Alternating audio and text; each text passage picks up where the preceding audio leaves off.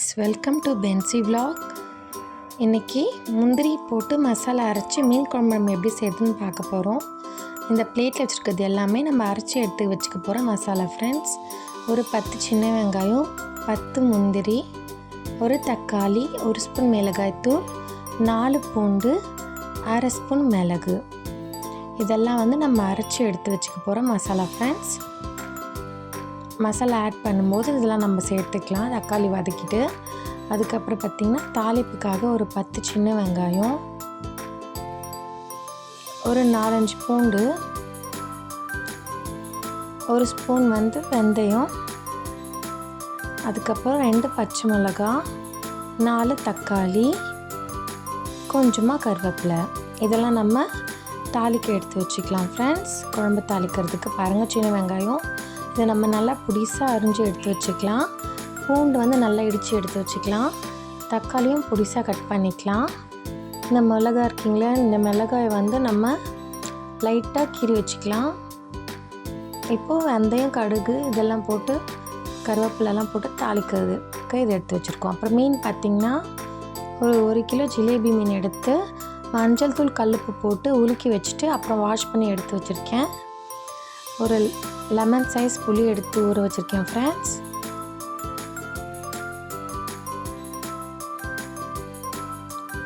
இது மஞ்சத்தூள், கல்லுப்பு போட்டு நல்லா வாஷ் பண்ணி எடுத்து வச்சுருக்கேன் ஜிலேபி மீன். இது ஒரு 1 கிலோ கிட்ட இருக்கும் ஃப்ரெண்ட்ஸ். வாங்க இப்போ எப்படி செய்யுதுன்னு பார்க்கலாம். ஒரு கடாய் எடுத்துட்டு நல்லா ஹீட் பண்ணிக்கிட்டேன்.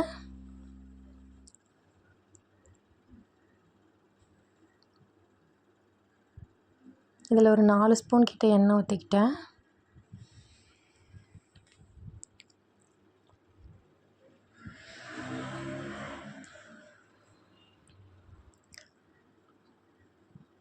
இந்த எண்ணெய் நல்லா ஹீட் ஆனதுக்கப்புறம் வெந்தயம் ஆட் பண்ணுறேன்.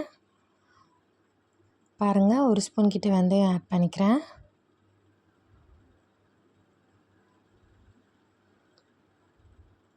வெந்தயம் நல்லா பொரிஞ்சு வந்ததும் வெந்தயம் கலர் மாதிரி நல்லா பொரிஞ்சு வந்ததும் சின்ன வெங்காயம் கட் பண்ணி வச்சுருக்க பச்சை மிளகாய் ஆட் பண்ணிக்கலாம். சின்ன வெங்காயம் இந்த தாளிப்புக்காக இந்த கருவேப்பிலை, பச்சை மிளகாய் இதெல்லாம் போட்டுட்டு பூண்டு இதெல்லாம் ஆட் பண்ணதுக்கு அப்புறமா தான் நம்ம சின்ன வெங்காயம் ஆட் பண்ண போகிறோம் ஃப்ரெண்ட்ஸ். பாருங்கள், பச்சை மிளகாய் ஆட் பண்ணிவிட்டேன் வெந்தயம் போட்டதுக்கப்புறம். இப்போ இடித்து வச்சுருக்க பூண்டு ஆட் பண்ணிக்கிறேன்.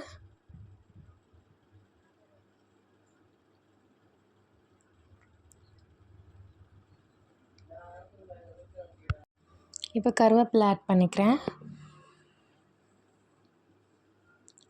கருவேப்பிலை நல்லா பொரிஞ்சு வந்ததும் நம்ம பொடிசாக நறுக்கி வச்சுருக்க சின்ன வெங்காயத்தை ஆட் பண்ணிக்கலாம். பாருங்கள், கருவேப்பிலை நல்லா பொரிஞ்சு வந்துடுச்சு. பூண்டு அதே போல் நல்லா கலர் மாற அளவுக்கு வதக்கிட்டு அப்புறமா சின்ன வெங்காயம் ஆட் பண்ணிக்கலாம் ஃப்ரெண்ட்ஸ். ஏன்னா நம்ம குழம்புல நல்லா தெரியும் வதங்காமல் இருந்ததுன்னா, அதனால் இதனால் கலர் மாறுற அளவுக்கு பூண்டை நல்லா வதக்கிக்கலாம். பொன்னிறமாக ஆகிற அளவுக்கு நல்லா வதக்கிக்கணும். அதுக்கப்புறமா தான் நம்ம பொடிசாக நறுக்கி வச்சுருக்க சின்ன வெங்காயத்தை இதில் ஆட் பண்ணிக்க போகிறோம்.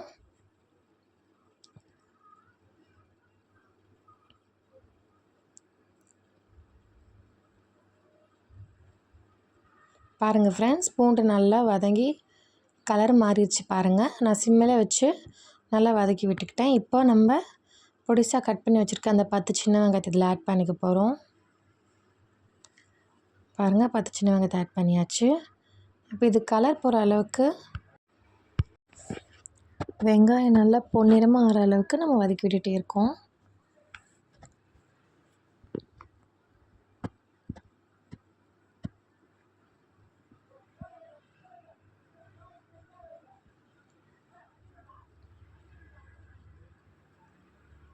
அப்புறமா தக்காளி ஆட் பண்ணிக்கலாம். பாருங்கள் ஃப்ரெண்ட்ஸ், சின்ன வெங்காயம் நல்லா வதங்கி கொஞ்சமாக ஆயிடுச்சு. நல்லா கலர் மாறிடுச்சு பாருங்கள். அதுக்கப்புறமா நான் தக்காளி ஆட் பண்ணுறேன்.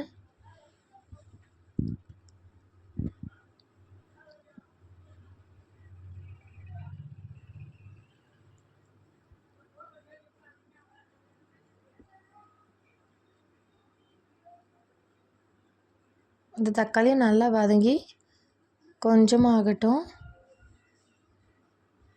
நல்லா மேஷ் ஆகணும் தக்காளி. அதுக்கப்புறமா நம்ம அரைச்சி வச்சுருக்கோம் இல்லைங்களா, பிளேட்டில் இருந்த மசாலா எல்லாம் அரைச்சி வச்சுருந்தோம் இல்லைங்களா, அந்த இன்க்ரீடியன்ட்ஸ்லாம் போட்டு பிளேட்டில் இருந்த இன்க்ரீடியன்ட்ஸ் அந்த மசாலா இப்போ நம்ம தக்காளி நல்லா மேஷ் ஆனதுக்கப்புறமா தான் ஆட் பண்ணிக்கிறோம்.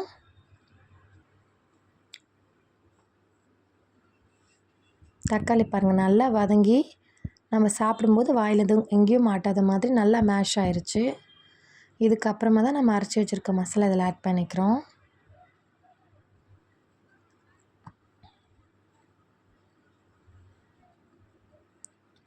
இப்போ இந்த மசாலாவை ஆட் பண்ணி நல்லா நம்ம மிக்ஸ் பண்ணி விட்டுக்கலாம். இந்த பச்சை ஸ்மெல் போகிற அளவுக்கு இதை நல்லா வதக்கி விட்டுக்கிறோம் ஃப்ரெண்ட்ஸ். ஏன்னா நம்ம பச்சையாக தான் மசாலா அரைச்சிருக்கோம் இல்லைங்களா, இது நம்ம சிம்மிலே வச்சு ஒரு 5 மினிட்ஸ் எண்ணெய் பிரிஞ்சு வர அளவுக்கு நம்ம வதக்கிட்டே இருக்கோம். அந்த எண்ணெயிலே வதக்கிட்டே இருக்கணும் இந்த அரைச்சி போட்ட மசாலாவை.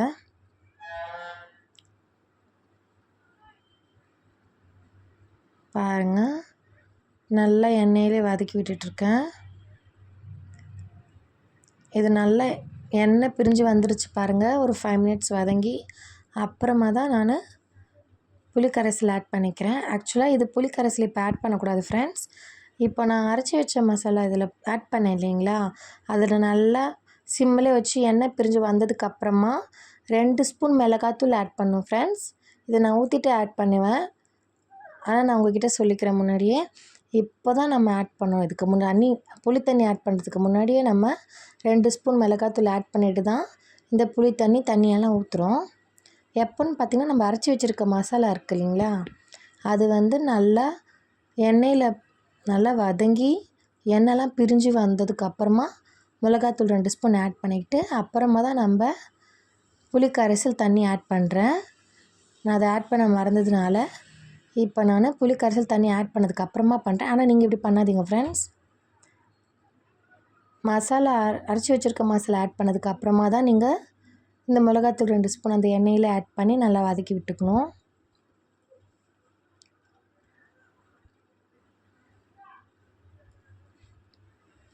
பாருங்கள் மிளகாத்தூள் ஆட் இப்போ தேவையான அளவுக்கு தண்ணி ஆட் பண்ண போகிறேன். உங்களுக்கு எவ்வளோ தேவையோ அவ்வளோ தண்ணி ஆட் பண்ணிக்கலாம் ஃப்ரெண்ட்ஸ். கிரேவியாக வேணால் கொஞ்சமாக ஆட் பண்ணிக்கோங்க. நான் ஒரு பெரிய கிளாஸ் 1 கிளாஸ் அளவுக்கு தண்ணி ஆட் பண்ணியிருக்கேன். உப்பு தேவையான அளவு போட்டுக்கலாம். நான் ஒரு குட்டி ஸ்பூனில் ஒரு 3 ஸ்பூன் கிட்ட கல்லுப்பு ஆட் பண்ணிக்கிட்டேன். குட்டி ஸ்பூன் தான் ஃப்ரெண்ட்ஸ். பாருங்கள் 3 ஸ்பூன் அளவு கல்லுப்பு ஆட் பண்ணிக்கிட்டேன். இதை நம்ம இப்போ நல்லா மிக்ஸ் பண்ணி கொதி வந்துருச்சு பாருங்கள். கொதி வர அளவுக்கு ஹை ஃப்ளேமில் வச்சுட்டு அப்புறம் சிம்மில் வச்சுக்கலாம். இப்போ 10 to 15 மினிட்ஸ் அளவுக்கு நல்லா கொதிச்சு குழம்பு வந்து கொஞ்சமாக ஆயிடுச்சு பாருங்கள். நல்லா 10 to 15 மினிட்ஸ் நல்லா கொதிக்க வச்சுட்டேன். சுண்டிருச்சு பாருங்கள், எண்ணெய் பிரிஞ்சு வந்துருச்சு பாருங்கள். சுற்றி எண்ணெய் பிரிஞ்சு வந்ததுக்கப்புறமா 10 to 15 மினிட்ஸ் கொதிக்க வச்சு எண்ணெய் பிரிஞ்சு வந்ததுக்கப்புறமா தான் நான் இதில் ஜிலேபி மீன் ஆட் பண்ணுறேன். இதில் நீங்கள் மாங்காவும் ஆட் பண்ணிக்கலாம் ஃப்ரெண்ட்ஸ், விருப்பம் இருக்கவங்க. ஆனால் நான் வந்து தக்காளியும் போட்டிருக்கேன், புளியும் ஊற்றிருக்கேன், மாங்காவும் போட்டால் கொஞ்சம் புளிப்பாயிரும்ன்ட்டு நான் சேர்த்துக்கல. சில பேருக்கு அந்த டேஸ்ட் பிடிக்கும். அதனால் சும்மா 2 துண்டு மாங்காய் போட்டுக்கிட்டால் போதும், இல்லைனா ரொம்ப புளிப்பாயிரும். ஏன்னா நம்ம தக்காளியும் 4 ஆட் பண்ணியிருக்கோம் இல்லையா, புளியும் ஊற்றிருக்கோம், அதுக்காக. பாருங்கள் இப்போ மீனெல்லாம் இதில் ஆட் பண்ணிட்டேன். மீன் ஆட் பண்ணதுக்கப்புறமா ஒரு 5 to 8 மினிட்ஸ் வெந்தால் போதும் ஃப்ரெண்ட்ஸ். சிம்மில் வச்சு நம்ம தட்டு போட்டு மூடி வச்சுக்கலாம். இது ஒரு 5 to 8 மினிட்ஸ் வெந்தால் போதும், 5 to 8 நிமிஷம் வெந்தால் போதும். அதுக்கப்புறம் நம்ம ஆஃப் பண்ணி சர்வ் பண்ணலாம். எனக்கு பர்சனலாக பார்த்திங்கன்னா தேங்காய் பால் மீன் குழம்பு தான் ஃப்ரெண்ட்ஸ் இதை விட ரொம்ப டேஸ்ட்டாக இருந்தது, பிடிச்சது. ஃப்ரெண்ட்ஸ் அண்ட் ரிலேஷன்ஸும் நான் செஞ்சு பார்த்து சாப்பிட்டா தான் சொன்னாங்க, நான் சொன்ன மெத்தடில் செஞ்சு சேம் சொன்னாங்க, தேங்காய் பால் மீன் குழம்பு தான் டேஸ்ட்டாக இருக்குன்னுட்டு. இந்த முந்திரி போட்டு மீன் குழம்பு நல்லாயிருக்கும் ஃப்ரெண்ட்ஸ், முந்திரி அரைச்சி வச்ச மீன் குழம்பு. ஆனால் இதில் கொஞ்சம் காரம் தெரியும், நம்ம அதில் தேங்காய் பால் ஊற்றுறதுனால காரத்தை கொஞ்சம் காம்பன்சேட் பண்ணிடும், நல்லாவே இருக்கும். இது கொஞ்சம் காரம் கொஞ்சம் தூக்கலாக தெரியும்.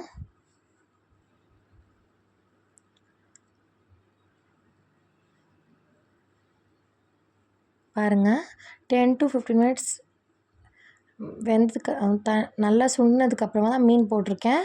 இப்போ மீனை போட்டுட்டு ஒரு 5 to 8 மினிட்ஸ் வேக வச்சு மூடி போட்டு வேக வச்சு திறந்து பார்த்துருக்கேன். பாருங்கள், மீன் நல்லா வெந்துருச்சு பாருங்கள்.